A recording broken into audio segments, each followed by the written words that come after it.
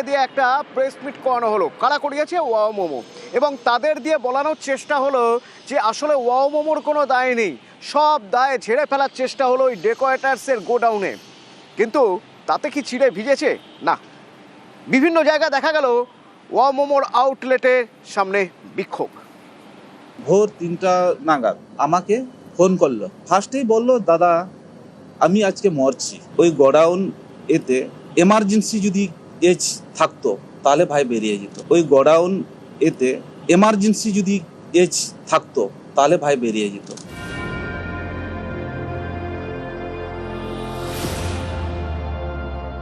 দুটি পাশাপাশি গোডাউন, একটি ওয়াও মোমোর কাঁচামাল রাখার, আরেকটি ডেকোরেটার্সের। রবিবার গভীর রাতে এই দুটো গোডাউনে বিধ্বংসী আগুন লাগে, মারা যান বেশ কয়েকজন। তাদের বাড়িতে এখন হাহাকার। সেই স্বজনহারাদের সামনে রেখে দায় এড়ানোর চেষ্টা ওয়াও মোমোর। রুবি মোড়ে তাদের কর্পোরেট অফিস, সেখানেই ডাকা হয় মৃতদের পরিজনদের। তাদের অফিসের সামনে রাস্তায় বসিয়ে করানো হয় সাংবাদিক বৈঠক। ডেকোরেটরের গোডাউনের কোর্টে বল ঠেলে ওয়াও মোমো কর্তৃপক্ষ চেষ্টা করে দায় ঝাড়ার। বেরোতে পারলো না কেন?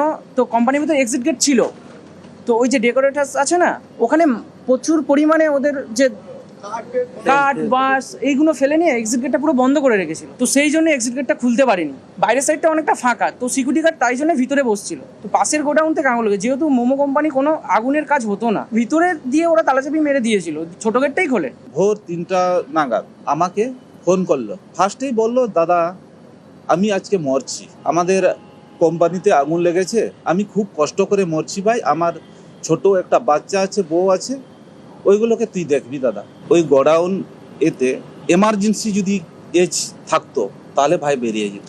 যখন ফার্স্ট আগুন লাগলো তখন থেকে যদি ফায়ার সিস্টেম থাকতো তাহলে মানে ভাই মরতো না।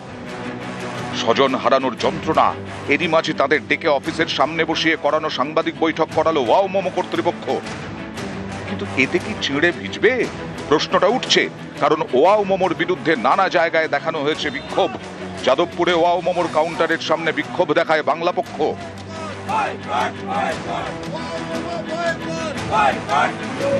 সিটুর পক্ষ থেকে শিলিগুড়িতেও ওয়াও মোমোর দোকানের সামনে বিক্ষোভ দেখানো হয়। ধর্মতলায় বিক্ষোভ দেখায় কংগ্রেস। রবিবার গভীর রাতে বিধ্বংসী আগুন, পুড়ে ছাই হয়ে যায় দুটি গোডাউন।